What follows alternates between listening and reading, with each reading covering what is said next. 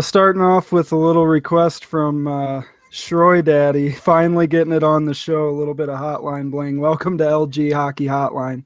Um, Fun to start a show that way, and I'm pushing to try and make that our permanent music. But there you go, Shroy. After all this time, you finally got it. But we It's are all about here. that hotline bling. We are here at a special time this Saturday because we actually have life happening tonight and get to go to a real hockey game. So coming at you on this Saturday afternoon at 4:30 Eastern time. But I don't know, kind of nice. I wish I didn't work every Saturday. But what's up, Marin? Oh, not much, man. Week 3 is done. Here we go. Jesus criminy. It's cooking by again, but a lot of teams that you didn't expect sitting at the bottom and a lot of teams that you didn't expect sitting at the top. So it's an interesting season. It's definitely a hell of a lot more competitive than last season. If you ask me, I think a lot of teams are far better and far more competitive. So each and every night you're playing a team that is a tough team. So, that's good for the league. That's going to promote, great rivalries. And, it's been a good season so far. And we got some interesting things to talk about this week coming up. And, here we go, afternoon hotline. So this is a little bit different for us, but hey, get to go see some real hockey tonight. So can't be happier about that.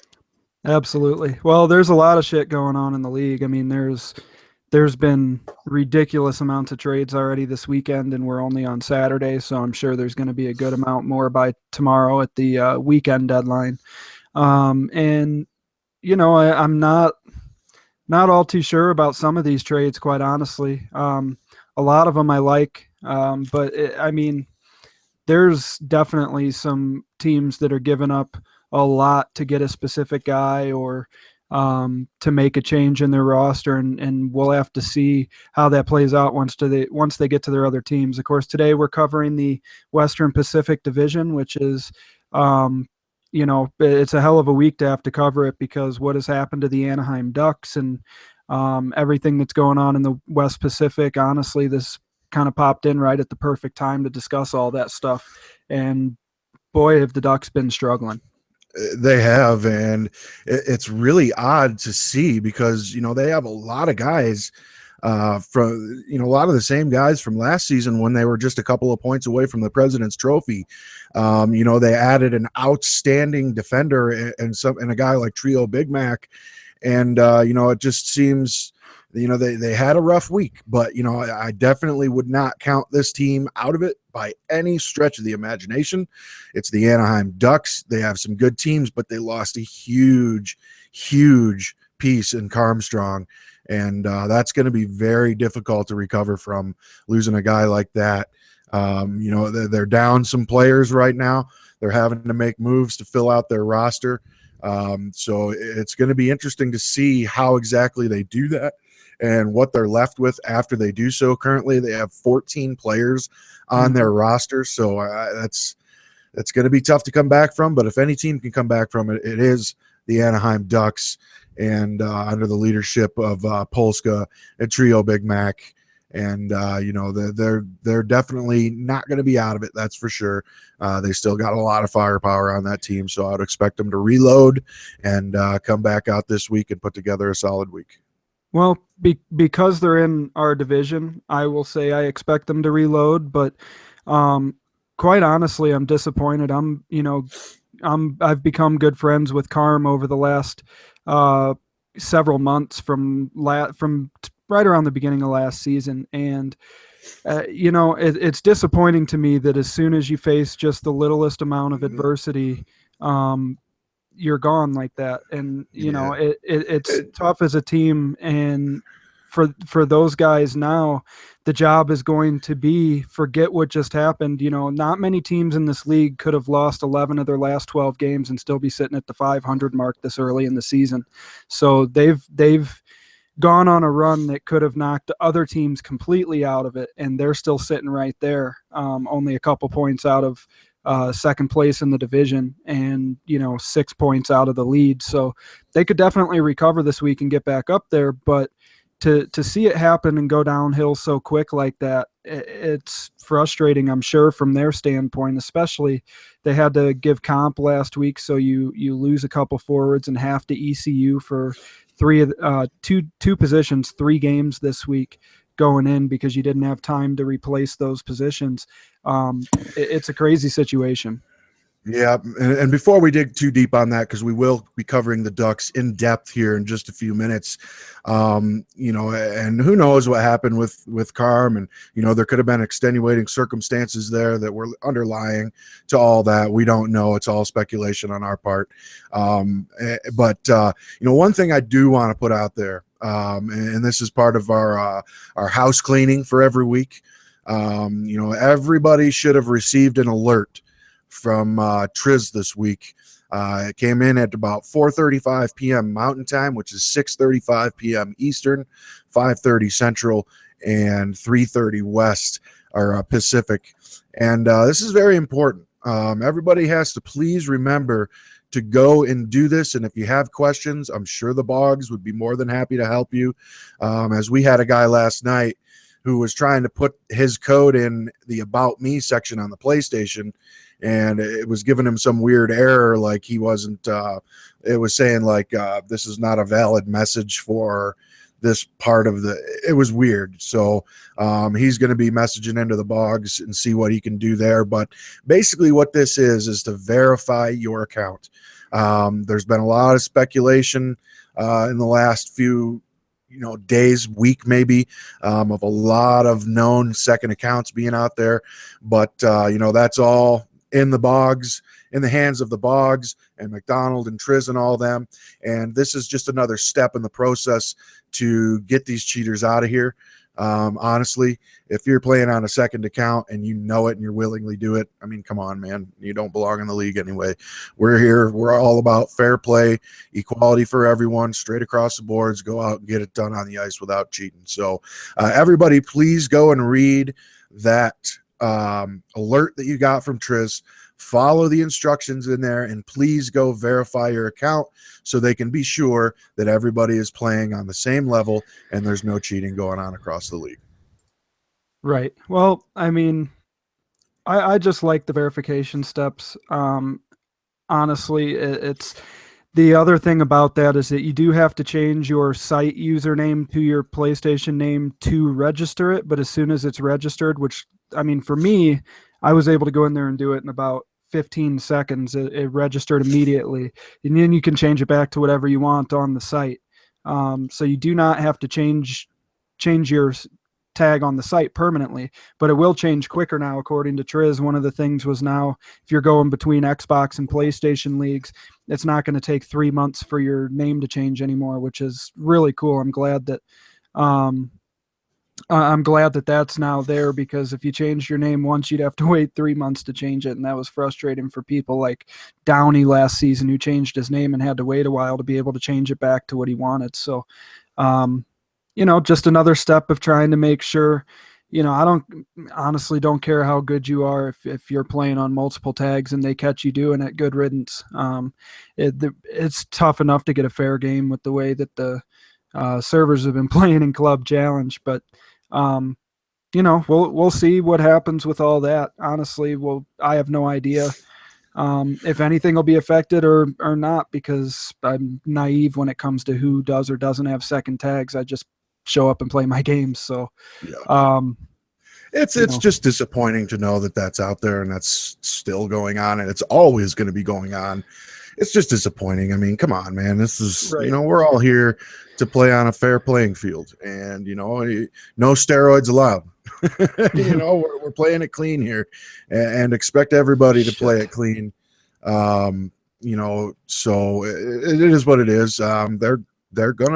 They're gonna get it done here, and if you've been skating by doing some shady stuff, they're going to find you eventually. So just a word to the wise, go verify your account, get it done, put it out there that you are playing clean by the rules, and be done with it. It takes you 30 seconds to 2 minutes max to do it, and then you're done, and everything is verified. It just helps these guys go out and get this done. I mean, you got to remember there's almost 5,000 people in this league. So I mean, that's a lot of work for these guys, and you would help them out greatly by going out and getting this done for them. So please go to your alerts.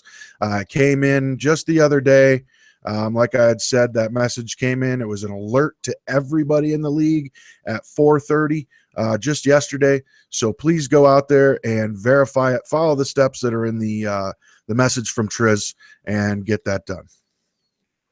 Yep, and it takes you longer to get into the message and read it than it does to, and for your PlayStation to load up, or if you're doing it through the app, than it does to actually type in the code, hit the button, and then it recognizes. So get it done sooner rather than later, and we can move on from even having to worry about that.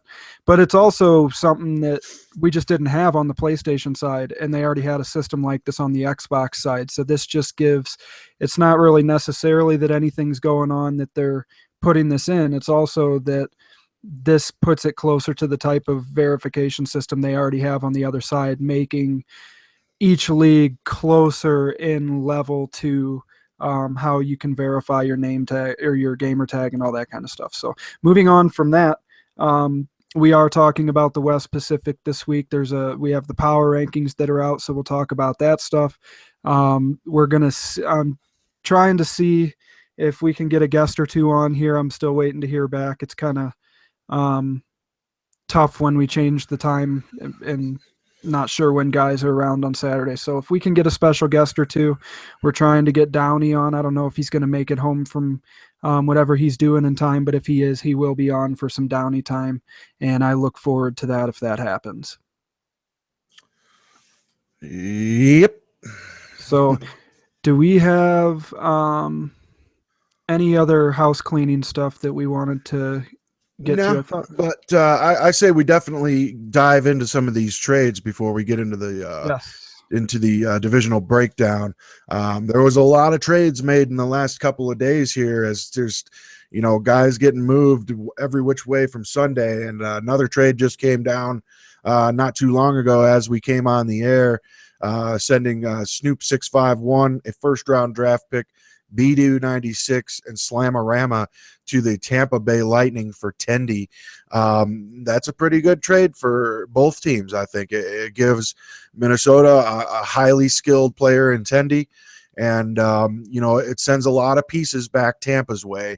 And as far as the season has gone so far, Tampa is really struggling. They're 7-17 and 3 on the season, which is good for worst record in the league, but they just got a few good pieces and 3 solid players and a first-round draft pick back. So, that's a good move on both parts. And, it's good to see Tampa out there trying to get the ship righted and getting things going the right way.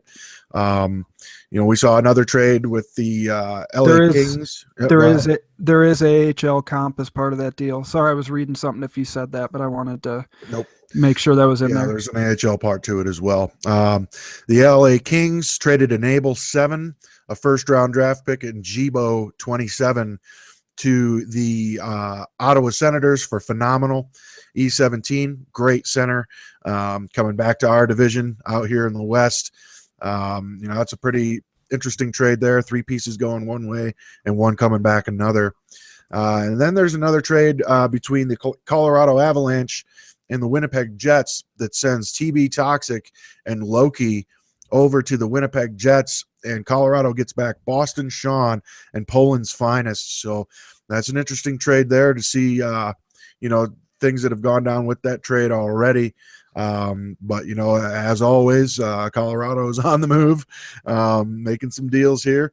And Beefy definitely, we all saw what he did last year. They came out, they started tough or started rough, but they're right in it. I mean, they're sitting at 500. They're as good as any other team in the West, and moves like this, or moves that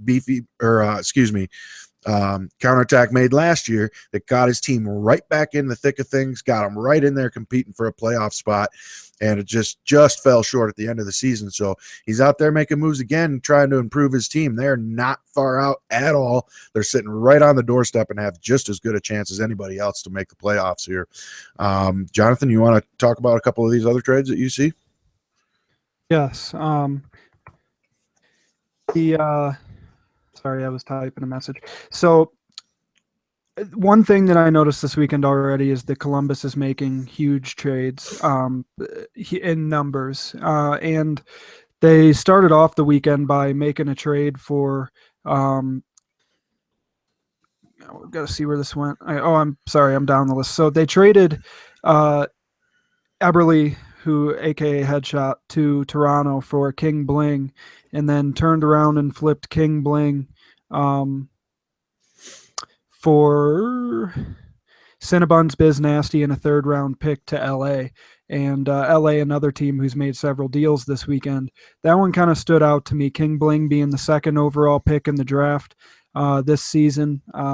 Really good player. Was struggling a bit with Toronto. He had a tough first week, but has been playing very well since then. And Columbus not having a good start to the season at all. Peston lost his GM last week, and Ghost, him and Illy are trying to get things going here. And Illy making a couple of deals, bringing in some guys that he knows. Especially, we made a trade with him. We traded JLM and Bergies Deke to Columbus for two-way hockey and Sugar Soze. And Columbus really trying to revamp the team here early in the season to try and recover from their not so good start. And we'll see how this turns out for them.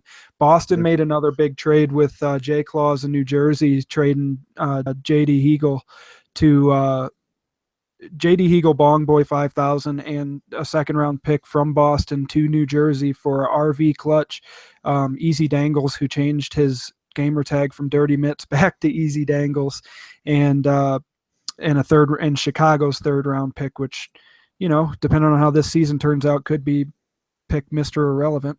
We'll see how that goes. But that's a big trade to me. And when I was watching this in the shout box play out yesterday, everybody thinks that Boston loses this trade, and I kind of disagree. I think it's a very even trade, and I think RV Clutch is a guy that certain people know in the league, but not a lot of people know how good this guy actually is. He can dangle and pass with the best of the guys in this league, and Easy Dangles moved up to center this season. I haven't gotten a chance to see him play on center, but he's a very solid, outstanding defenseman. So I'm assuming it wasn't a terrible transition to center for him. JD being a extremely high draft pick this season. I think he was fifth from Boston. He was up there. He was fourth or fifth in the draft this season. Very highly regarded, talented player in this league, going to play with Claus, and we'll see how that turns out. I think that's a very big trade. Both teams giving up important pieces, trying to get better. And I guess another thing that should be said about that is New Jersey losing their last 6 games last week.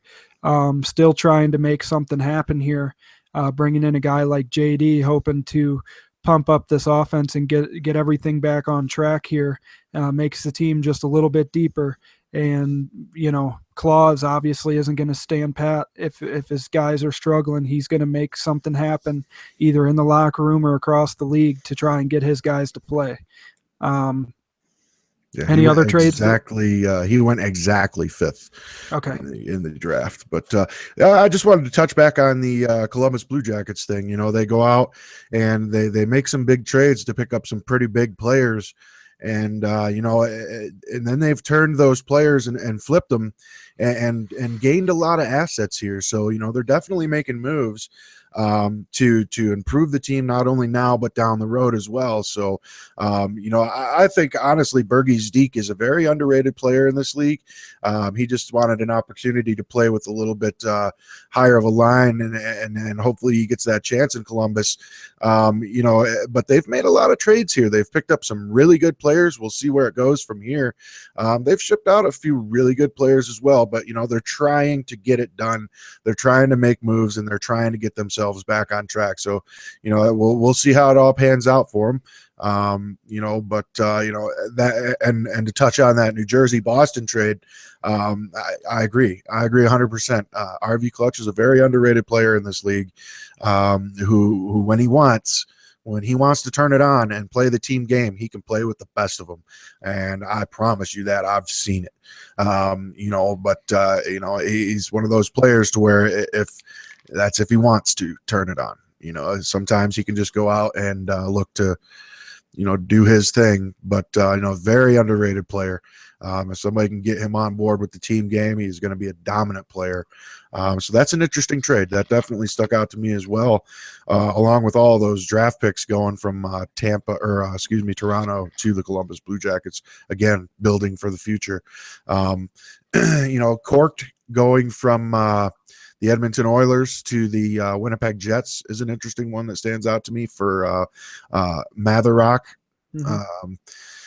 Another one that stands out to me is Jew of Canada and Sir Scoopy from the Edmonton Oilers going to the Calgary Flames for McInnes, a second-round pick and foreign object. Calgary has been, pretty steady this season, and they just picked up a really good center and a solid right D in exchange for a couple of guys, so that we'll see how that one pans out. But other than that, everything else is business as usual. Not any huge trades that stick out other than the ones we've already mentioned. So teams moving around, jostling around, a lot of trades happening, still more to come, I'm sure. So keep your eye on those trades, and we'll see what kind of trades are getting made here and what players are going which way and which ones are coming back. So, I'm sure there's going to be plenty more to come this weekend, without a doubt.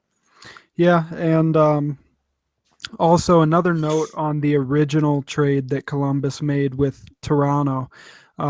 Toronto sends Freestyle, a first, 2/3, and King Bling for Hot Pocket Handy and Eberly 14, aka Headshot. And there's also I'm not sure which side it's on. I don't know if Columbus is adding or if Toronto is adding, but there's an AHL player to be added to this deal as well. So that's probably the largest deal that's been done as far as sheer numbers of items in the deal, assets in the deal. But also another deal right before that we hadn't mentioned yet. Big Lammers, who had an outstanding season in net last season playing with Columbus, almost took them all the way to a Stanley Cup final. I remember Claus talking about playing with him and how impressed he was with how well he played, especially down the stretch and into the playoffs for them. He gets traded to LA for Matt Disney, who played very well for LA last season too, especially early in the season. I think he did start to struggle late in the season, but LA was already out of the playoff race, so I'm not sure if that was him or the team. But the deal with these two goalies here was what basically kicked off the start of a bunch of big moves that Columbus has made this weekend. And to be able to trade away Headshot, get back a guy like King Bling, who they're immediately able to turn King Bling by himself into Cinnabons, who's having a really good season at center, Biz Nasty on defense, and a third-round pick. You just turn that guy into 3 assets for your team. And, Columbus might come out and look completely different next week after all these trades here. The only question I would say is when you have a lot of moves like this throughout the roster, how quick will these guys get chemistry together? Now, I know Illy knows Cinnabons and Biz Nasty and JLM all from the Kings last season, so those guys might have chemistry together because they've played before, but we'll have to see how the team itself and Berge from another league. So and Berge from another league, well. Right. So we'll have to see how that turns out, but big moves being made, and the other one that kind of surprised me was the one you started off talking about, was the phenomenal one getting sent from Ottawa to LA for Enable 8 first round draft pick in Jibo 27. So that's interesting to me. Unfortunately, phenomenal one coming back to our division. but lots of big deals here, especially some guys I didn't expect to see traded this season. For sure. I'm typing a message here, so my bad. So anyway, that's about all I got to say about that for trades. A couple other trades that had happened. I didn't see these. The Carolina Hurricanes traded Sabres 2019, the Kaner 88, and a second-round pick to the New York Rangers for Vito Corleone. And then and we also didn't mention, or maybe we did. No, I don't think we did mention the 0-0 for Schneider trade last week. Maybe we did. I can't remember. Yeah, I can't remember if we did or not. But that's another big trade. 0-0 having a really good season, continue to play well with Colorado this week. And Schneider, he's still playing very well. Schneider. So yeah, I mean, lots of moves. We'll see what happens. The Blues traded a first-round draft pick for Balaki to Montreal. So, yeah, I guess we'll have to wait and see how that plays out. We will talk a little bit more about how these players may affect the teams in the Western Pacific, which is the division that we were talking about. And without any further ado, let's move into that division and start talking about our division spotlight. On to the LA Kings. And, the LA Kings are a team that is currently, they're sitting at the bottom of their division, but this division is extremely close. It's spread out a little bit from the end of the week, but there's only 3 points separating the fourth spot in this division. But 4 points total gap between the last place team and the third place team, which the third place team sits in a playoff spot. So this division is wide open. There's a lot of tight play going on in this division, and it's good to see, because we had a couple of teams that sat towards the bottom last year in Calgary and San Jose, and it's good to see these teams coming out and starting off good this season. So, but on to LA. LA goes out and they make a couple of huge moves. One of those moves we just talked about, and bringing in Phenomenal. He is phenomenal. He is a very, very good, talented center in this league. His career faceoff percentage sits up at 57.1, so he's definitely solid in the dot. He's got a career winning record. He's just a solid all-around player. I know he was a pain in the neck to play against last year when he was with Vancouver. So, that's a good move to bring in a top center like that, and Phenomenal. But also, they have very talented players on this team, such as Theos. Theos is one of those guys, and I would almost venture to guess that he's probably going to be going, right up to play either with Phenomenal or King Bling. And, you have those two of those guys on the same line together. That's a top line in the league, hands down. So, they definitely made some moves to bring in two very, very good centers. So I would expect this team to definitely kick it into high gear coming into this week, because they just really improved down the middle of the ice on this team. And it looks like they still need to get a goalie brought back in. Maybe they have a guy in the AHL that they have their eye on that they want to bring up. But next week they're coming in and they're playing the Metropolitan Division. That has teams such as the Philadelphia Flyers, New Jersey, Washington, all the New Yorks. So they have a chance to possibly get some points back this week. So it'll be interesting to see how they do. They still have teams like the Dallas Stars sprinkled in there. So they're set up nicely here. We'll see what they do at goalie. And, from there, look for them to have a big week here. I expect LA to come out of the gates firing and really get themselves right back in there and, continue to make this race in the West Pacific a tight one and a very competitive one. Right. Well, this season so far, it's showing that the West Pacific is this season's Western. Big Lammers. Never mind. That's my bad. This is. You done? Yep. The Western Pacific is showing already. Shut up. Is showing to be this year's West Central. Holy shit! You can talk.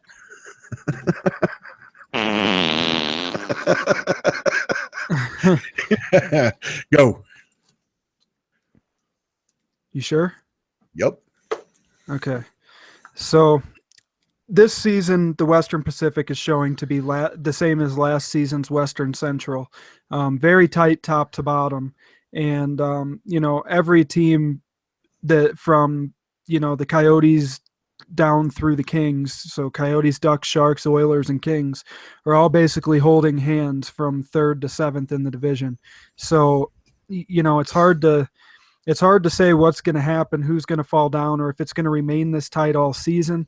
The Central stayed this tight, with the exception of the Blackhawks, who won the President's Trophy, and the Stars were right there with them through 8 weeks. But then Chicago pulled away in the final week last season and won the President's Trophy over the Ducks. The rest of that division, from the third spot, which ended up being the Blues, all the way down through, I think Colorado finished last in the division, if I'm not mistaken. They were all separated by like 4 points to end the season. And I could see that happening with this division, the way it's playing out so far. LA does make some improvements here, especially down the middle, bringing in Phenomenal One and King Bling, like you said. Now, we'll have to see how they divvy out the talent on this roster. Reddy is having an incredible season. He's got 29 points in 8 games, but he's only 5-3. So it'll be interesting to see if it's going to be like a Reddy Phenomenal, and then whoever you put on left wing, or if you put Theos on that line, do you put Reddy with King Bling, or do you put Reddy, Phenomenal One, and Theos all together? I think they're going to want to spread that out a little bit, but we'll see exactly what they do. Their roster looks like it got better for sure, especially down the middle and at net, where in the division, they have given up the most goals in this division at 108 goals. So making a change in net is something that they felt they needed to do. And they get a guy in Big Lammers, who I think finished third in the Vezina Trophy for last season, had a great season last year, gets to go in here to LA and play tendy in front of guys like Theos and those guys. So we'll see what happens with LA. They're 4-3-1 in 1-goal games. So far, their biggest struggle has been they've scored 83 goals but given up 108. So their goal differential is -25. They're going to have to try and close that gap quickly, meaning that they're scoring more goals but giving up less, to get themselves back up into the higher part of the division, because I believe after 1 week they were actually in second or third place in the division. So we'll see what happens there. They're 2-8 in their last 10. That is definitely not what they wanted to do. But they did make some improvements here, and they made a lot of big deals, but I don't think that they hurt themselves making the deals they made. I do think they got better. So moving on from the LA Kings, let's move on to the Edmonton Oilers, who I believe were sitting in second. They were the ones in second. I think the Kings were in third last week, maybe fourth. Edmonton was in second place in this division at the end of last week, and now they're sitting in sixth.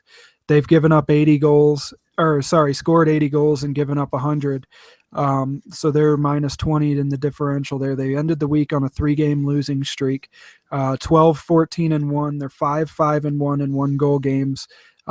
That's a statistic we like to point out just as an example. Vancouver, leading the division right now, is 8-3-2 in 1-goal games. They have the best 1-goal game record in the division, and they're sitting in first place. So same with the Dallas Stars, who are 9-3-2. It seems to be a trend. If you're good in those 1-goal games, you're generally near the top of your division. But Edmonton has a solid team, and they're making some deals themselves. They just made that trade to trade out Corked and bring in, I forget who it was now. They traded Corked and brought in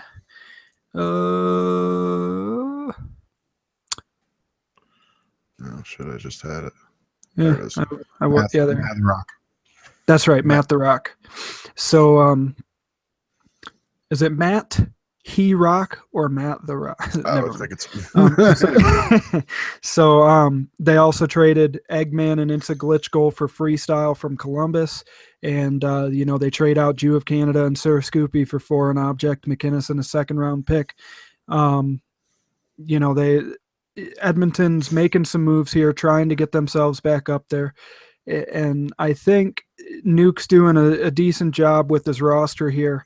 I don't know. They lost 5-4 to Arizona, 6-1 to Anaheim, 4-0 to Nashville. They beat the Flames 1-0, and they lost 5-1 to the Canucks. So one of the reasons that they dropped so far in the division is because it's tight, and we played division games last week, and that's where if you have a couple of bad games, you can lose points really quickly. But I don't think they're that far out. Matt the Cool Cat is struggling on the season. He didn't play games this week. I don't know if he was on vacation or something, but he didn't play any games this week. But he's 2-3-1 on the season and only has 7 points. If Edmonton wants to compete in this division and make a push back to the playoffs like they've done every single season on the PlayStation side, Matt the Cool Cat's definitely going to have to be a big part of that and play the way that everybody knows he normally does. Freak on the Sticks is having a good season for them at center. He's got 22 points, 6 goals, 16 assists, and he's a +5.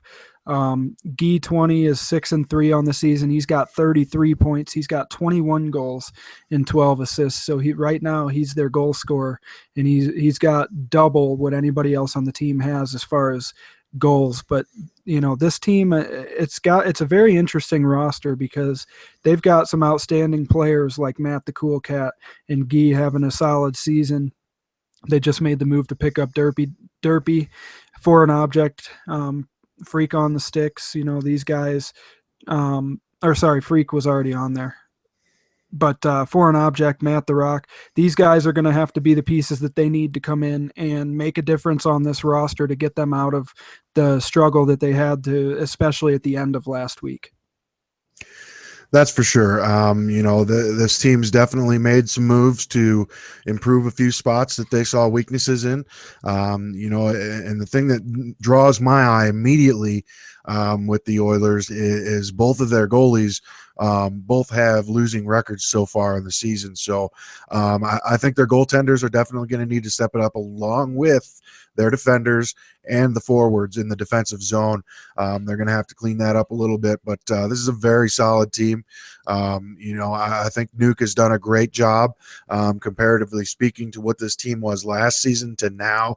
It's worlds of difference. So, like you said, guys like Matt the Cool Cat are going to need to step up big and step up and get this team, back on the winning track. But, like we said, I mean, this division is so tight, that there is not a single team in it that is out of it. So, this team's got good defenders. I love Lazy Pedestrian. He's a very solid player. And Jedi is one of my favorite players in the league. I really like the guy. He's a good dude. He's a very solid player and had a really good end of the season last season, as we all saw. I don't think he lost a single game from the trade deadline out. So, they've got some pieces. Gui's a very, very good player, as you can see from his stats, 33 points on the season, 21 goals, 12 assists. But only a couple of guys on this team are out of the negative when it comes to plus minus. I'm not a huge plus minus guy because I think it's a lying stat, but there is some truth to the stat as well. Partially. So, I mean, it's 50-50. But some of these guys that they brought in, like the foreign object, and Matt the Rock and McInnes, some of those guys that they brought in from Calgary, I think that could turn out to be a fairly good trade for this team, bringing in some of those Calgary guys. So, I would definitely look for the Oilers to be there right till the end. They've definitely got a competitive team here. I'd like to see him step it up in the defensive zone a little bit, as they're currently a -20 in the goal differential. So I'd like to see him pick it up in the defensive zone a little bit. But other than that, I really like Edmonton, and this division is wide open, so they've got more than a good chance to come in and make the playoffs here. Another guy we haven't mentioned is Jedi 420, who he's got. Did you mention him? Yeah. Oh, well, let's mention him again because he is a solid player, but he's having the 3-5-1 record on the season. I've played probably 4 games or so against him just in the last week, and to see him with that record right now is kind of surprising because the guy is like a constant pain in the ass when I've got the puck in the defensive zone trying to break out. He's very good at forechecking and cutting off the passing lanes. I think the way this team is built, they've got the ability to make a big run. They're a team that could easily be sitting up at the top of this division, but having a guy like Matt the Cool Cat, and I was just like, oh, CWM McWillie. These guys that are normally up there having seasons where they're losing, Oilers lifers. yeah, having six losses or seven losses on the entire season. We're already halfway there, and it's not to purposely put pressure on Matt the Cool Cat, but we all know what kind of player he is, and the reason he keeps getting $7.5 to $8 million contracts every season is because he's got the ability to take over a game and go win it. And we'll see after having this week off if he's able to do that. But let's have a quick debate on plus minus, because I agree with you. In real hockey, plus minus isn't the stat that I would jump to determine how a player is doing or how their team is affecting the plus minus, that it's specifically their fault. But in EA Sports Hockey League, because there's no line changes, it is a more telling stat than it is in real hockey.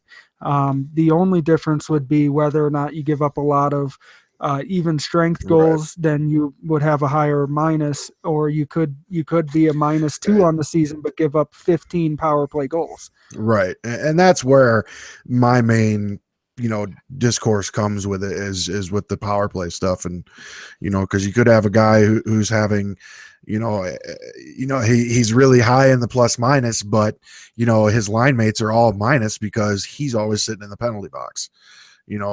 So it's definitely, it's one of those. Yeah, you're right. Without line changes, it's definitely a more telling stat. In LG, Jesus, why did I almost say that? In LG, it's a more telling stat. Because you don't have line changes. So you're right. And you don't get the, guys going onto the bench and the puck goes into that. And then everybody on the ice gets the minus, but the guy on the bench doesn't. So you don't get those situations in LG. So, I like the giveaway takeaways more myself. But, plus minus is still, useful for sure. I just wonder if there's a different way to calculate that, or come up with some sort of a different one that almost counts it if you're sitting in the box and your team's out there, the easiest way to do it would calculate better than plus minus would be to calculate each player's average goals against when they're on the ice. So for instance, I happened to catch part of Nuge's stream last night. He was playing Hut games on Xbox.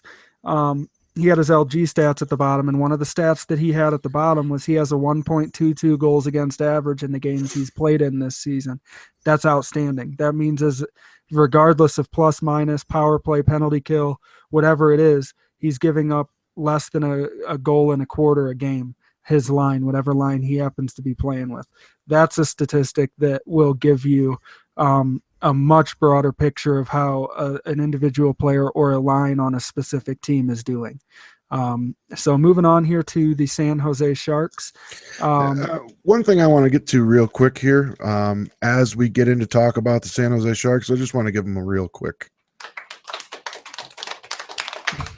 golf clap for them there. They are sitting tied with Edmonton at 12-14-1, exact same record. They both ended the week on a 3-game losing streak, but they are 7-4-1 in 1-goal games. They're 5-5 in their last 10, and their goal differential is a little bit better. They're a -16 on their goal differential. They have 82 goals for and 98 goals against. They have not reached the triple-digit mark in goals against, which last season they had given up. I would venture to guess that they gave up more than 60% of the goals they let in all season probably came in the first 4 or 5 weeks last season, because the last 3-4 weeks of the season last season they were a much different team, and they carry that into this season. They're only sitting right around 500 right now, but that's right in the thick of it in this division, and they are much improved from where they were last season at this point. They brought back a guy like Daniel Epps on a re-sign, who's a buddy of ours who played with Arizona season 2 and started actually I think the end of season 1, all of season 2, and then the first part of season 3. he's 4-4 on the season with 16 points. He's got 10 goals. They have Bistendi, who's a solid defenseman. Of course, they've got is that Michael McHale? Okay, I believe. McHale back at owner. They've got Perkin Net, who I believe, if I'm not mistaken, made it onto the power rankings this week in net. But they brought back Red Flag. They've got Seji on a big contract. They brought in Just for the Show, who made it all the way to the Stanley Cup final, Game 7 with the Florida Panthers last season. They're a much improved roster, and they're right in the thick of it now, but still sitting right. Everybody on their team is right around the 500 mark. And, they're going to have to pick it up a little bit, though. We did just play. Was that our second week of division play? Yes. Already. So week 1 and week 3. Yep. So that's also another reason probably why this division is so close, having 2 of the 3 weeks be division play. Teams like, just for instance, I know we lost to LA in week one, and then we beat them this week. So in the standings, that's basically a wash. So, this roster though, last season, you would look at it and say, I'm not sure what line they're going to put out there that's going to scare me. They had some solid players, but you never looked at a line and thought, oh, that line is going to contend with the top lines in this league. But bringing in Show and Seji, and they've got D. Perrins back on D, who's got a point a game this season. He's got 9 points in 9 games. I'm sorry, he's got 4 points in 9 games. I read 2 columns wrong. He's 6-3 on the season. I believe that's the best record on their team. It is. And, they've got more guys that are more competitive than ever before, and No Chance is 12-5-1 in net. So their starting goaltender is playing incredible this year. And, I expect the Sharks to be anything but a pushover from here on out. They seem to be getting better. I think they just need to find the team game a little bit more. Seji is 6-2, so there is someone who's got 6 wins as well as a skater. But they brought in true legends. Sid the Kid was a draft pick. I think he was late in the first round, and we know San Jose had about half the drafts. So, what are you looking at on San Jose? Well, what a difference a off season makes is all I have to say. Now, as far as seasons 1 and 2, I didn't follow them very closely, so I don't know what they did. All I know is from last year on. But last year, they really struggled. They struggled mightily. And, the difference between last year and this year is night and day.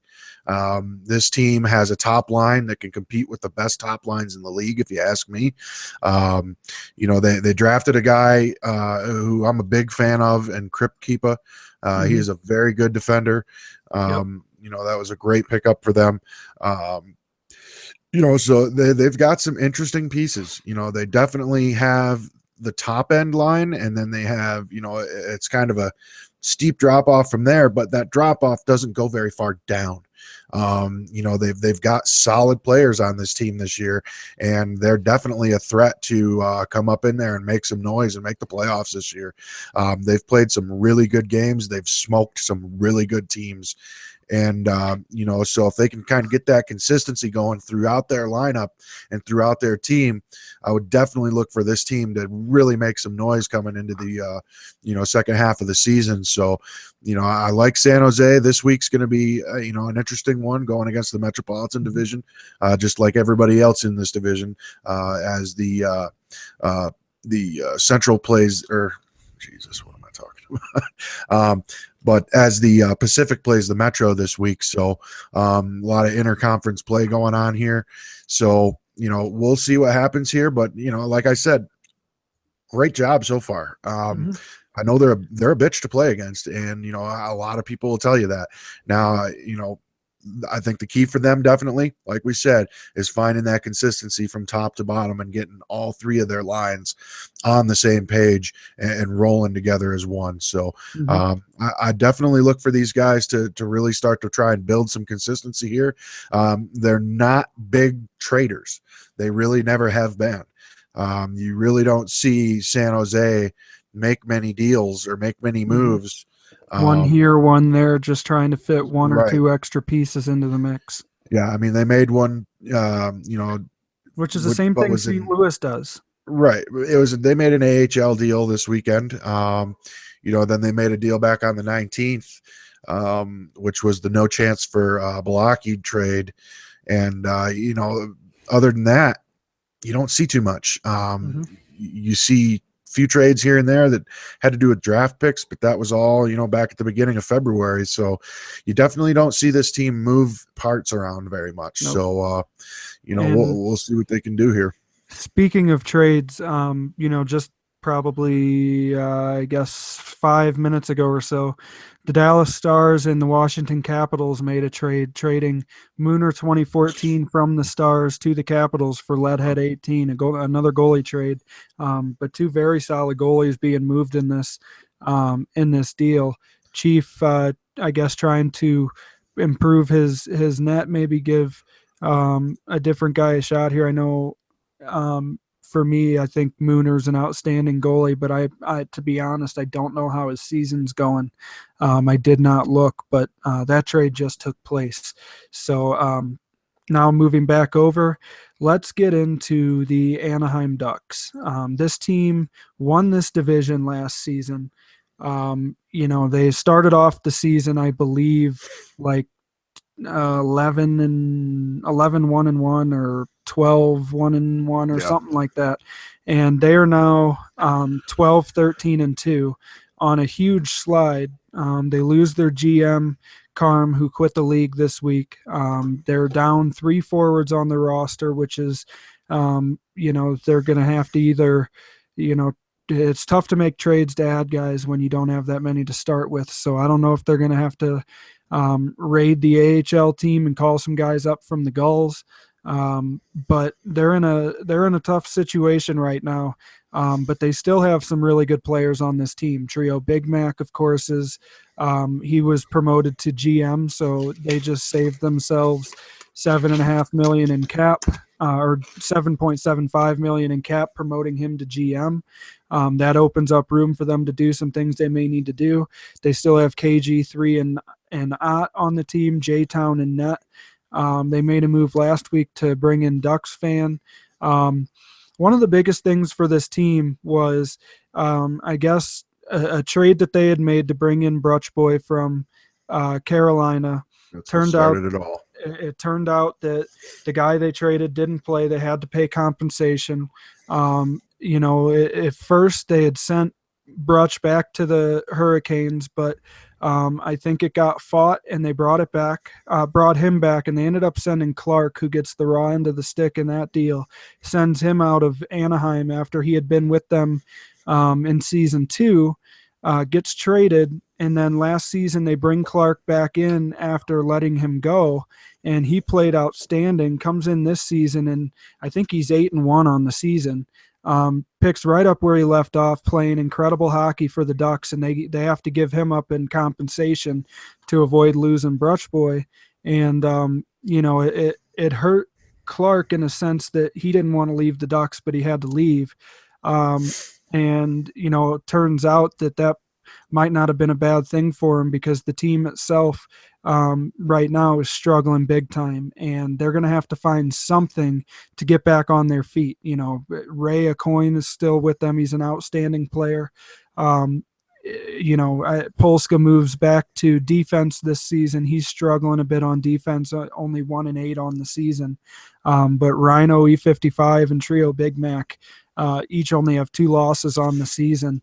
They're the top D pair on that team, and OG Potsy's very good. They've got Scotia and Tommy LeGamer's played very well for them since they drafted him last season.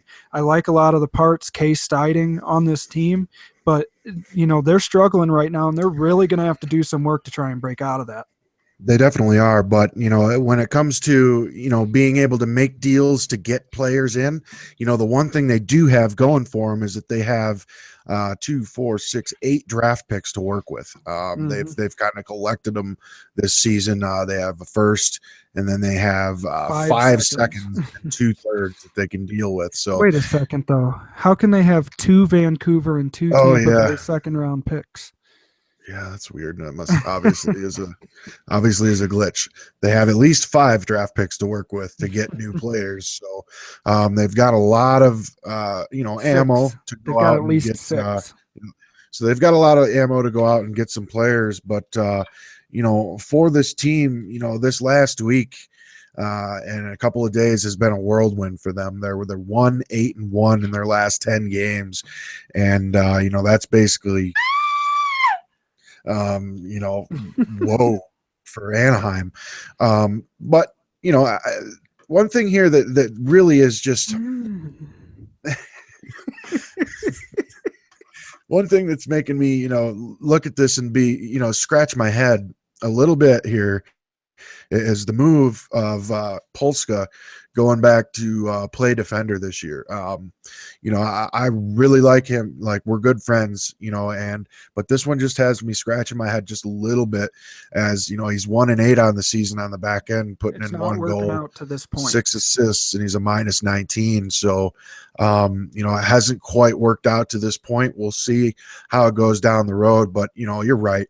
That whole Butch Boy, thing just kind of took the wind out of their sails this season. Having to move out Clarkey, and that really hurt, because he's a solid piece to that team, and was obviously a wheel that really worked.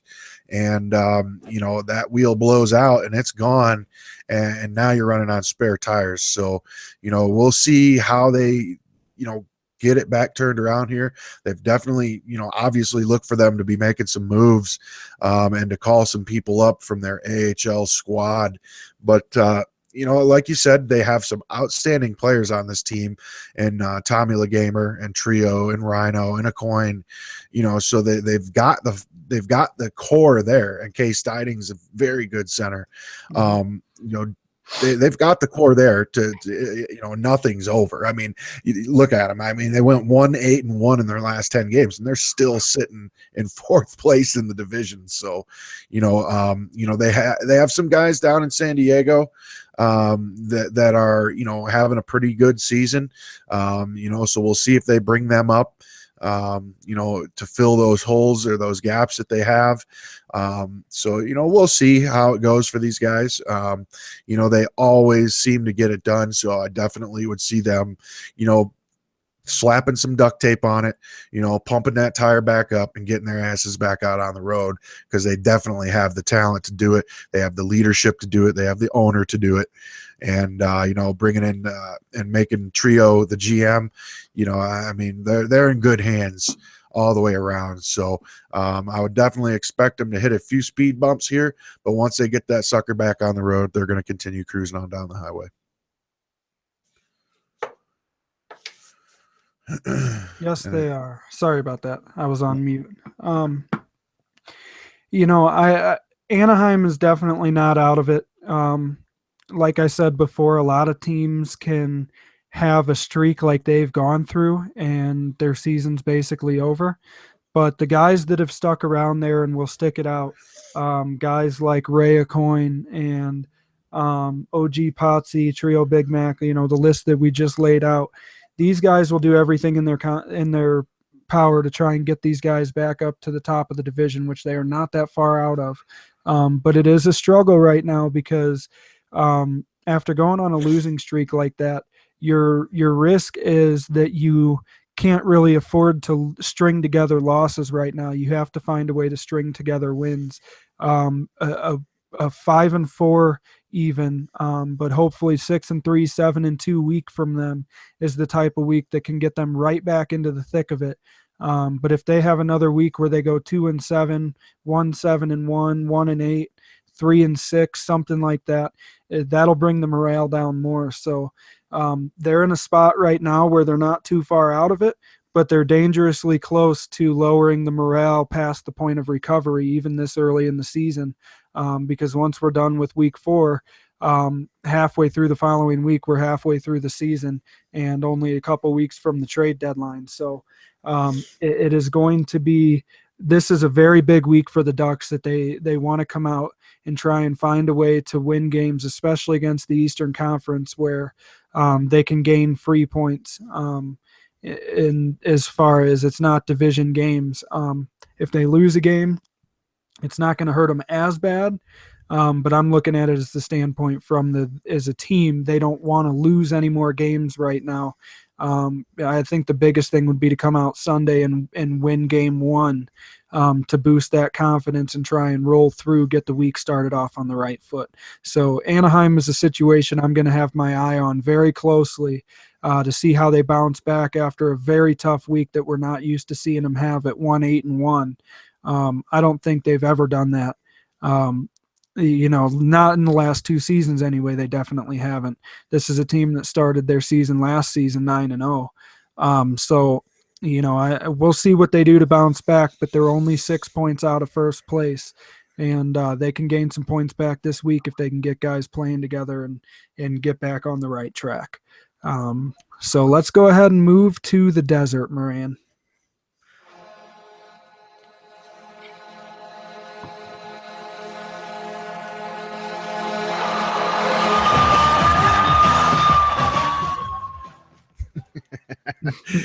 On to the Arizona Coyotes.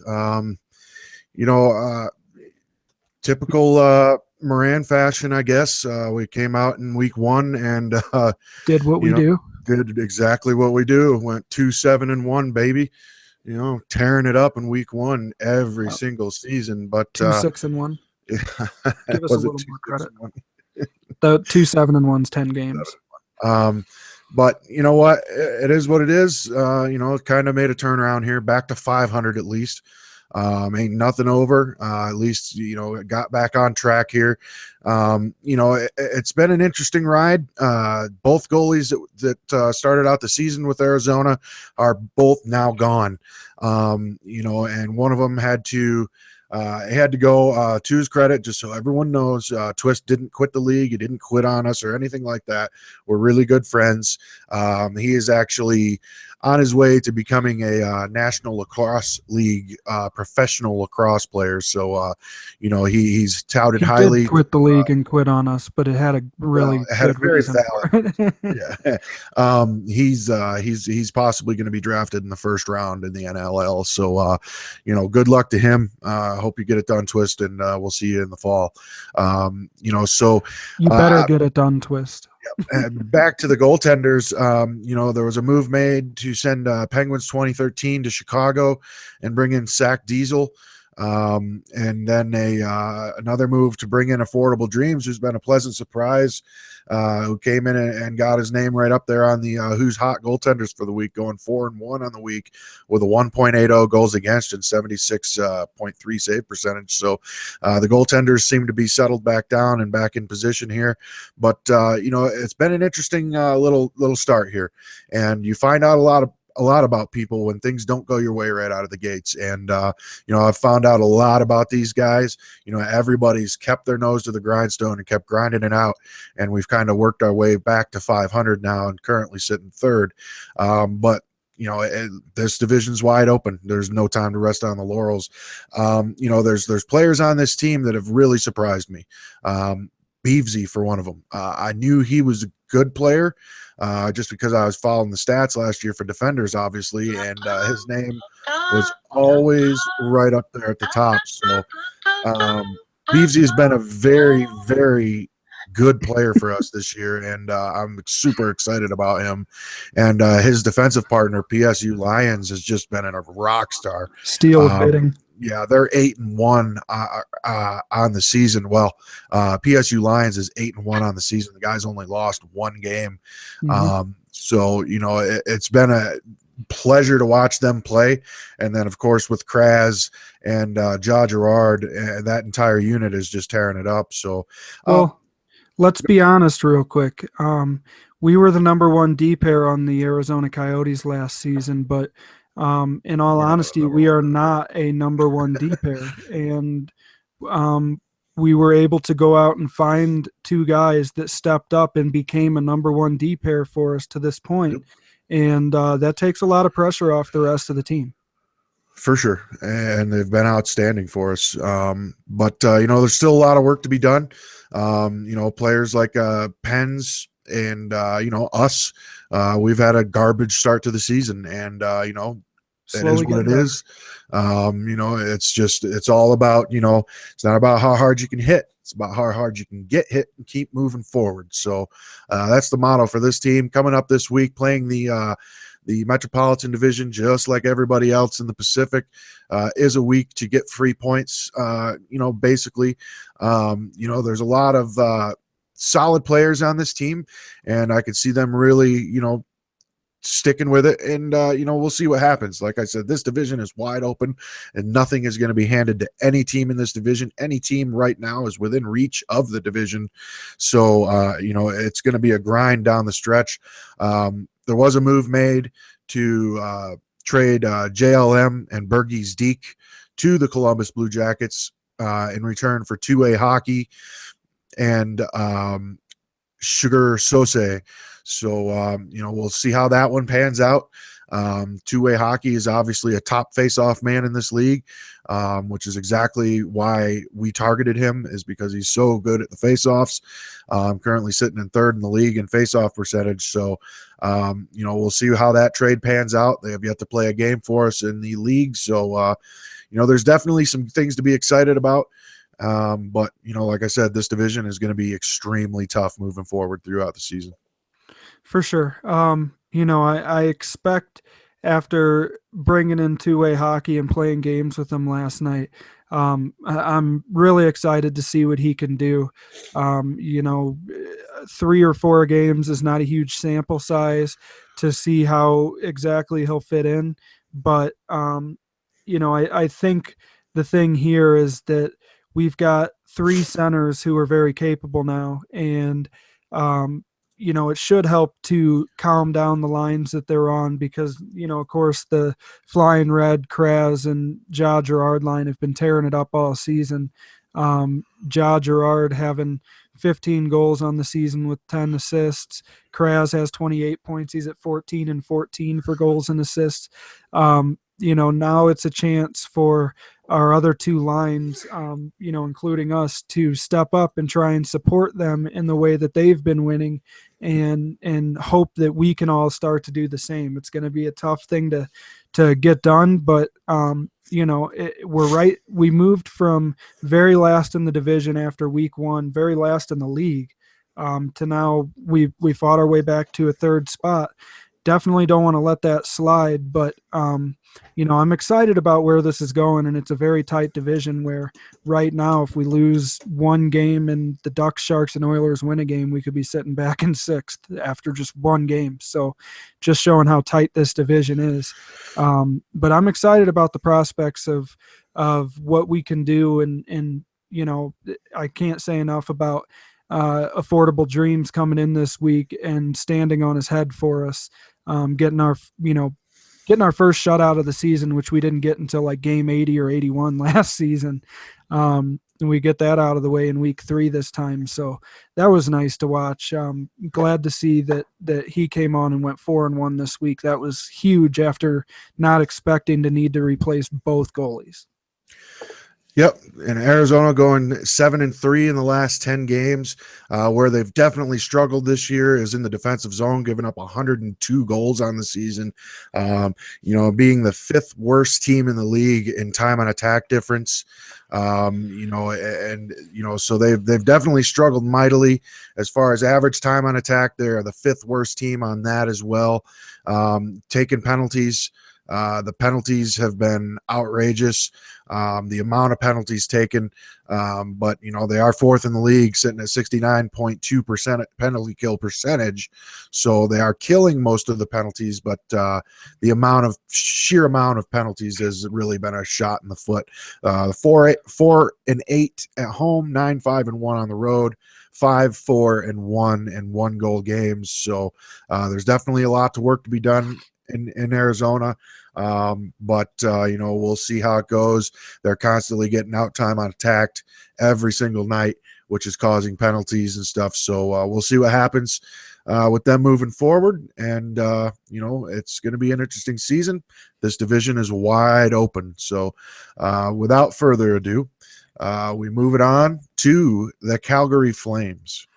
Yeah, the Calgary Flames, another team that is much improved, 100% different than what they were last season. They're sitting at second place in the division with a 13, 11, and 3 record, 29 points on the season, ended the week on a 3-game win streak. A big stat for this team last season was their goal differential. They had given up so many goals and weren't scoring any. This season, they were a plus 20. They've scored 101 for and have 81 goals against. Very much improved. They're 4-3-3 in 1-goal games. They're 9-3-2 when hosting and 4-8-1 when they're not. This team is tough to play against, though. I played a game with DeBard this afternoon, and him and Fool went 0-3 on the week and struggled this week. And he was irritated about the fact that they did that because I believe they were all 3 1-goal games. But, um, this team is much improved thanks to Big J, the new owner there. He's brought in some key pieces. They just went out and made a trade with Edmonton in division to get Jew of Canada and Sir Scoopy. And, the Pat Dean is a goalie that they brought in who's having a solid season. And their other goalie, Bernatches, 5-4-2, is also helping them pick up points. This team sitting in second in the division, I do not think they've hit their stride yet. As far as I think this team is going to get better, but with as tight as it is to this point, I'm not really. This is a team that, regardless of what line's on the ice, I think they're confident that they can go out and win games. I know Big J's having a huge season right now with 38 points through his 9 games. He's 6-3. He's got 23 goals and 15 assists and is a plus 13. That's a really, really good job as an owner to be leading your team out there, having one of the best records on the team, and being up there right around the 40-point mark. And leading the team in plus minus at a plus 13. So DeBard, like I just was saying, he's a very solid winger that I like a lot. I think he's very underrated. He was a right-handed right wing for Columbus last season. Goes to Calgary, and he's been playing right-handed left wing for them all season. Has 16 points on the year, 9 goals, 7 assists. And him playing with Full 90, who is a really good center. I think if those guys turn it back on, they were 4-1-1 heading into this week. They end the week 4-4-1. Those guys can be a difference-making second or third line for this team. And Calgary is going to be right there at the top of the division for the rest of the season. Absolutely. Calgary is definitely one of those teams who came out and started off the season extremely hot and then, had a little bit of a slide, but not much. But one thing you notice with Calgary is, when they win games, they win them. They just straight win them. They had a 10-1 victory last week, an 8-1 victory, a couple shutouts. They just, when they win games, they win them. So, their top line is outstanding. And going out and making the move to bring in Jew of Canada and Scoopy should do nothing but help them. Scoopy's a really solid defender. Canada is a solid center, so I would suspect that that's got a move to specifically address those two needs. They've got some very, Big J is an outstanding player, leading the league in several categories statistically. So we'll see how it goes. Bernatches hasn't quite had the start that he wanted to the season, but he's right there and has a chance to go ahead and get above 500 in this coming week. Pat Dean has come in at his first season back since season 2 and been extremely solid. Season 1, I believe. It was season 1. Been extremely solid for them with a 2.82 goals against. So, the parts are there. They're definitely down on their draft picks for ammo to make moves. They've only got 2 left, and one of them isn't even theirs, and it's a 3rd rounder. So, they're kind of out of ammo as far as draft picks go. So, any future trades would be considered would have to be player for player. So, we'll see what they do. They're definitely they're one of those teams that is right up there in the time on attack difference. They're in the top 10 in the league. They're sitting at sixth. Their average time on attack for them is they're sitting at 12th. They're at 639 for that. So, they're definitely getting in and they're possessing the puck. They're a solid team. I would definitely expect them to be right there at the end. And it's good to see, another one of those teams where, what a difference an offseason makes. They get a new owner brought in there and they bring in a new GM and Frost and, boom, they're right up at the top of the division and they're going to be competing right at the top of the division all season long. So look for Calgary to be there when the bell rings. And, they're going to be fighting it out with a lot of teams in this division the entire season. But they're very solid from top to bottom. And I would definitely expect them to be making some noise this season for sure.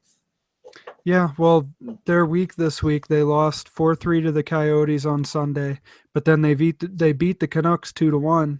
And then they strung together 4 straight losses. They lost to the Stars and the Blackhawks back to back on Monday. That's a tough night. They lose 6-4 to the Stars, 3-1 to the Blackhawks. Then they lose a 4-3 game to the Sharks and a 1-0 game to the Edmonton Oilers. If they, win any one of those 3 division games between the Sharks, Oilers, and Coyotes, which were all 3 one-goal games, if they win 1 or 2 of those, they're sitting in first place right now. So, this team is definitely one. I think Big J and Frost have done a good job building a roster here. They've made some big moves. This is a team that I don't think there were that many people that wanted to touch it before the season, but these guys come in, take it over, and have them sitting right up near the top of the division. I think Calgary's definitely going to be a tough team to play against all season long. I don't expect them to go away. But, they're sitting in second in this division, and sitting in first in this division are the Vancouver Canucks. This is a team that, to be quite honest, coming out of bidding, I thought that they weren't as good as they were last season. But they must have found the right mix because they have a lot of guys having some really good seasons for them. They're 16-9-2 on the season with 34 points. 34 points puts them, I think, at 6th in the league for most amount of points.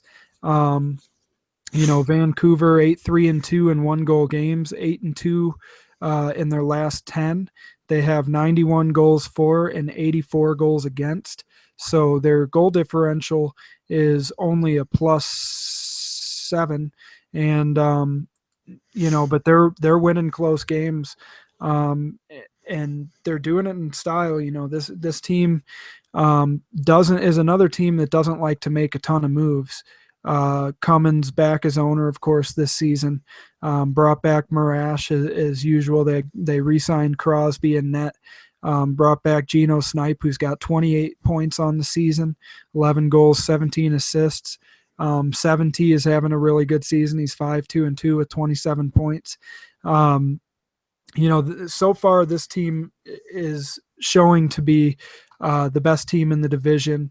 They end the week on a 6-game win streak, and those 6 games that they won to end the week were against LA, Edmonton, Arizona, Chicago, Nashville, and St. Louis. So didn't play the easiest schedule, but they ran through some games this week. They also beat the Ducks 4-3 on Sunday, and they lost to both the Flames and the Sharks on the late game Sunday, early game Monday. But Vancouver is a team that, like I said, they surprised me. I thought they would be a tough team to play against on some nights, but I didn't think they were as deep as they had been last season, because last season they had an outstanding team.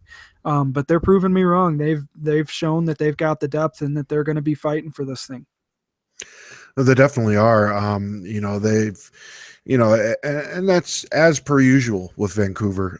Cummins is a great owner. He really knows a lot of people in this league, and his team's always constantly competing every single season. They have a lot of good players on this team. Somebody I'd really like to point out, and you mentioned him briefly there, is Geno Snipe. He is leading their entire team in points, and he is the picture of the the guy who comes up through the system. He came up through the Vancouver system. He's really worked his tail off to find himself a regular position on that roster.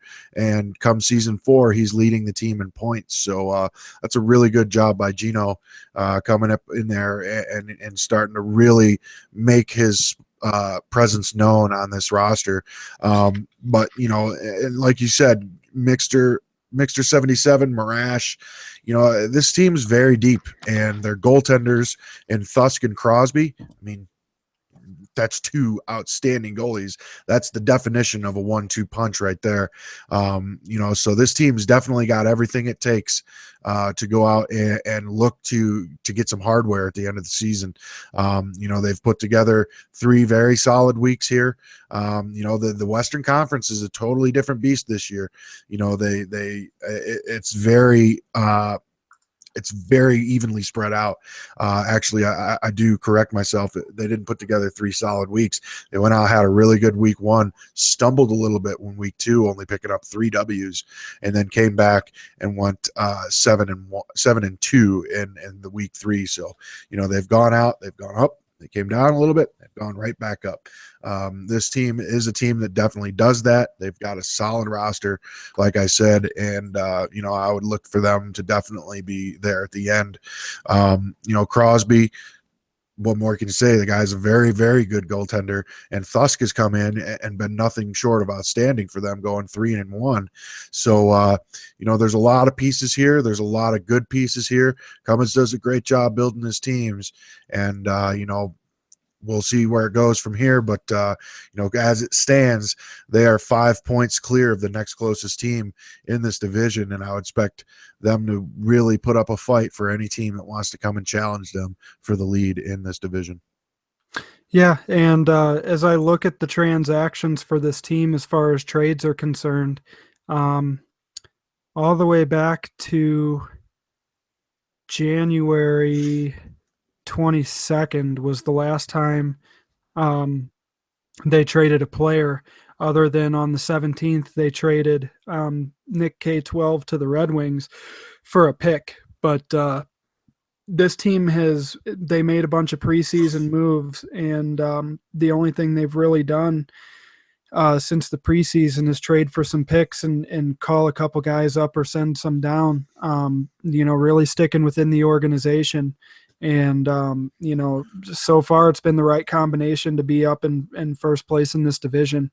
And I expect them to be there, like I said, for most of the season. And what's really interesting about this division now is, one of the if not the biggest story in the league, one of the biggest story in the leagues is the Anaheim Ducks, and what has happened to them this last week and a half or so, coming from pay and comp and having to, lose a guy like Clark who, gets the short end of the stick on that one. Like I said before, they go on a 1-8-1 week here, and they've only won 1 in their last, I think, 11 games or something like that. Can they pick it back up, or are we going to have a new division champion this season? Is it going to be fought out between different teams? The Ducks are still right there, but when you go on a slide like they've gone on, your biggest job is the very next week to recover. And if they have another 1-8-1 in their next 10 games, that could spell disaster. So their biggest job this week for the Ducks is to recover and go at least 5-4 to stay right in the thick of this division. Because if they don't, teams like Vancouver and Calgary will start to pull away. So, it'll be interesting to watch what happens to this division. The Kings sitting down there in last place, made some trades to bring in, of course, Phenomenal and King Bling. Getting deals like that worked out could be tremendous for the Kings, getting Theos and Reddy, another center to play with. We'll see what they do there. But this division right now is reminding me very much of the Western Central from last season. And, with as tight as it is, if you're a middle of the pack team in this division where, the 23 to 29 point range, one bad week can get you out of this division race. So we'll see what happens moving forward. So let's go ahead and move on to this week's power rankings. We're going to burn through these really quick.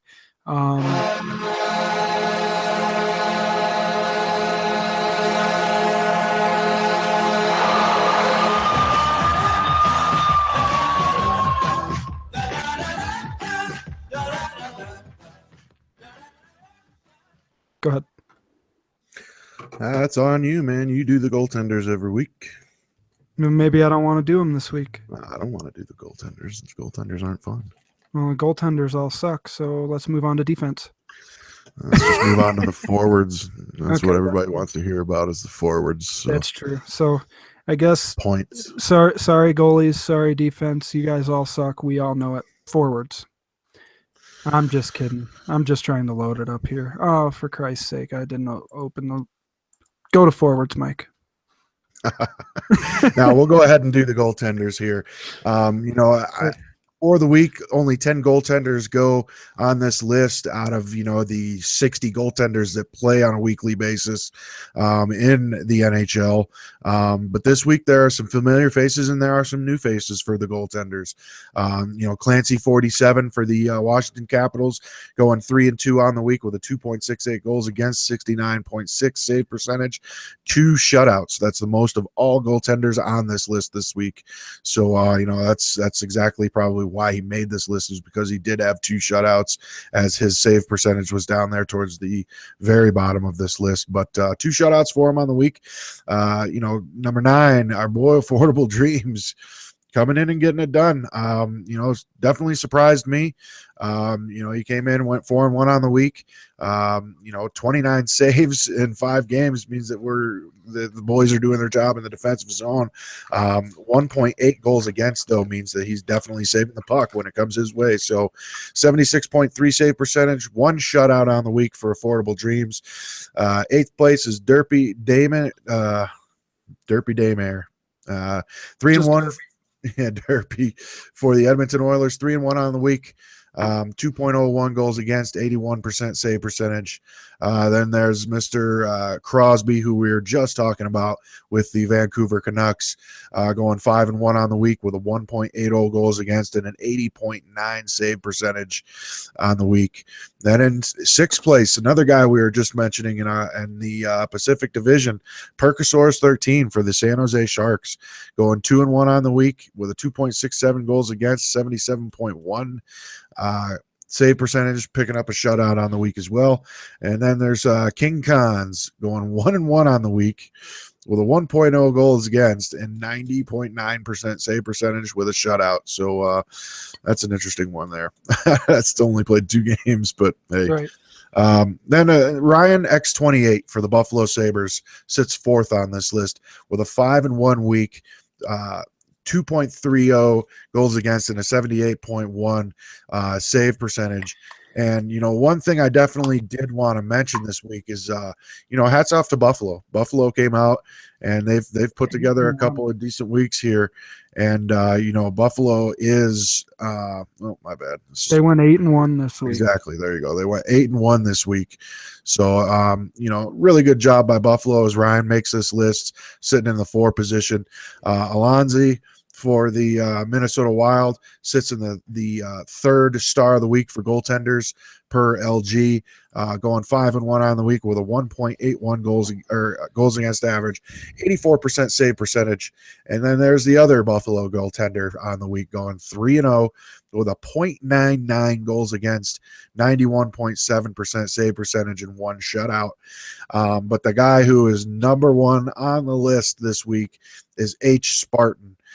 For the Nashville Predators, going 4-1 on the week with a 0.75 goals against average and a 91.9 save percentage with 1 shutout on the week. That's an outstanding job there.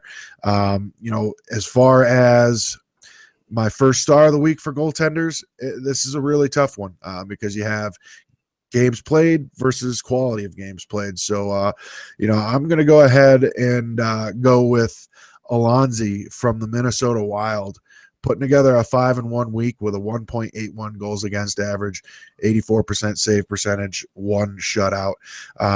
Foot hats off to him. He had a really good week, 3 wins with that .99, as well as Spartan. So that's a tough call. I went basically on most wins out of those 3. So, that's how I calculated that astronomical little mathematical equation there. The tiebreak I would also say there is that Alonzi had 58 saves, which was the most Yeah. saves out of anybody on that list, meaning he faced the most shots. So, yeah, good job by him. Moving on to the defense. And a couple of my boys starting off the list here. Beavesy going 3-0 this week with 3 assists with a +10. Has been an outstanding guy, outstanding defenseman since joining the Yotes here.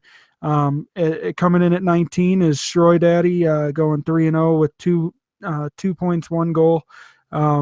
Master of consistency. This guy loses like 3 games a season.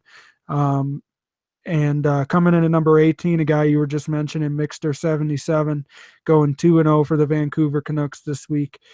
2 assists +5. Gumper for the Philadelphia Flyers going 2-0, 3 points, 1 goal +2. A guy for the Carolina Hurricanes, TC 2012, going 3-0 with 3 points and a goal. Another guy that I just mentioned, Nick K12, who got traded to Detroit for a draft pick, went 2-0 on the week with 3 points and a +3. San Jose, one of their many draft picks, Kripkeeper, having a very outstanding week for them, and on defense going 3-0, having 1 goal, 3 points +3. The D partner thing is back here, as we have Beavsy's D partner, PSU Lions, who went 3-0 again this week, making the power rankings for the second straight week, getting 4 points, going +10. Great week by him. Another one, Oso Sick, makes it onto this list for Minnesota, going 3-0, getting the 4 points, a +6. John Sheldon gets called up by the Colorado Avalanche. He's another, I believe, fellow media team member, and he goes 3-0 for them, getting 2 points and a +6, playing right D and left D for them this week. That's a great job in the NHL to be able to play both D positions and go undefeated on the week. T-Ball 619 goes 3-0 with 3 points. He was a +9 for Columbus. Same with his D partner, McLaughlin, who went 3-0, had 3 points, 1 goal, and was a +8. The rest of this list, everybody went 3-0, so I'm not going to waste time saying the record. Congratulations to all of you. God of Nugget had 4 points and was a +10 for Buffalo. A Trail for Carolina had 6 points and was a +7. New Jersey, Odie coming in with 6 points, 1 goal, and a +10. At number 5, we have QC Chief 27, part of that outstanding defensive core in the Florida Panthers, racking up 5 points and a +13. Another outstanding job. Florida's D core is just ridiculous. Another Philadelphia Flyer on here, Shroom Smoke, going 9 points and 1 goal on the week. He had a +5. Skills Pay Bills comes back with his second straight 3-0 week for the Buffalo Sabres, getting 6 points and 1 goal, going +4. I believe official mark is Odie's D partner. He picked up 7 points with 2 goals and a +11. And another Florida defenseman, Logical, picks up 10 points, 1 goal, and a +13. Rounding out Skills Pay Bills, official mark, and Logical, the top 3 stars for the league this week. For me, I am going to go with Logical, the league's first star, as my number 1 star for defense this week. An outstanding week there, playing left D for the Florida Panthers. 10 points, 1 goal, +13, 3.3 points a game as a defenseman. That's ridiculous, and Florida continues to tear it up through 3 weeks. So let's go ahead and move on to the forwards, Moran. Well, moving on to the forwards, we definitely always see some of the same names up here as they are some of the top players in the league, but we have some new guys here as well this week. Rounding out the top 20, we have JT from Florida picking up 12 points on the week. Nuge, in his move from Buffalo to Washington, makes the list, going 2-0-1 on the week with 12 points. Sej 19 for the San Jose Sharks makes the list, going 3-0. Chiz Nasty making the list. It's number 17, going 3-0 on the week with 12 points. And then there's Big J for the Calgary Flames, going 2-1 on the week with 15 points. Can I cut you off real quick? Absolutely. The Toronto Maple Leafs have traded Hot Pocket Handy to the Anaheim Ducks for a third-round pick. Anaheim moving those picks you were talking about to try and get some players to fill those empty forward spots. There you go. As far as Big J, goes 2-1 on the week, playing all three forward positions, at center, left wing, and right wing. So he does it all across the boards for his team. GB 521 for Washington. Comes in with 14 points on the week, 2-0-1. And then there's King Clutch going 3-0 on the week with 15 points, plus 15 on the week. 5 goals, 10 assists. Then Jay Cool for the Buffalo Sabres going 3-0 on the week with 11 points, 6 goals, 5 assists, plus 4. It's a glitch goal for Calgary as well, going 2-0 on the week. LOL 4 glitch goals. LOL 9 for the Dallas Stars makes the list at number 11 with 14 points, plus 4 on the week, 7 of those goals, 7 assists, split right down the middle. And then coming in at number 10 is Flapjack 8796 for the New Jersey Devils, going 3-0 on the week, picking up 11 points, 7 of which were goals, a plus 7 on the week. Plus and then 11. there's or why did I say plus 7? 3.7 goal points per game is what I was looking at. 7 goals, plus 11 on the week. And then there's Clark's Cog, the guy who's kind of been just moved around here recently, involuntarily, which is kind of unfortunate for him. But he goes 3-0 on the week, picking up 12 points, 8 of which were goals. He continues to just have a very, very solid season, no matter who he's playing for.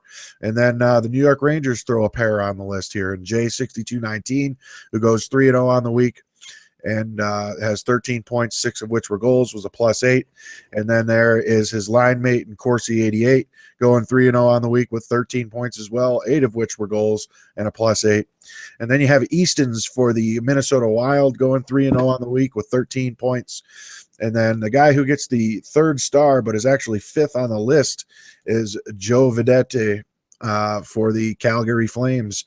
A lot of Flames on the list this week. 14 points, 7 of those goals, plus 11 on the week. And then JD Hegel, who we just saw was moved to the New Jersey Devils, going 2-0 on the week for Boston with 8 points, 6 of which were goals and a plus 6. And then you have Gilly for the Florida Panthers going 2-0 this week as well, scoring 9 points, 7 of which were goals and a plus 10 on the week. And then you have BBK 24 for the Minnesota Wild as well, going 3-0 on the week with 12 points, 7 goals, 8 assists. And LG's top player of the week, 4 offensive players, and I'm going to go ahead and give it to him as well, is Hriz for the Florida Panthers, who has just been the picture of consistency for them this season, going 3-0 on the week, picking up 16 points, 13 of which were goals, coming in at a plus 13 on the week, 5.3 points per game, which leads the top 20 forwards for LG in week 3. Yeah, another great job by all you guys that are on the power rankings this week. Couple of outstanding performances, especially when you relate it to Florida, with Logical picking up 10 points on D, in the plus 13 playing games with Riz, who picks up 16 points, tucking the biscuit in the basket all week, scoring 13 goals on 16 points. It's rare that you see a guy that scores 16 points and has any more than 10 or 11 goals, but to have 13 of those be goals, that's unbelievable, honestly. So, congratulations to all you guys that you have made the list. So, I guess you're on the list. I don't know. We've talked forever. Well, one thing I definitely do want to mention here is, we have added, we're in the process of adding a new person to the media team. He is going to be releasing a weekly write up. He's going to be doing interviews with people across the league. And it's going to be coming out every Saturday.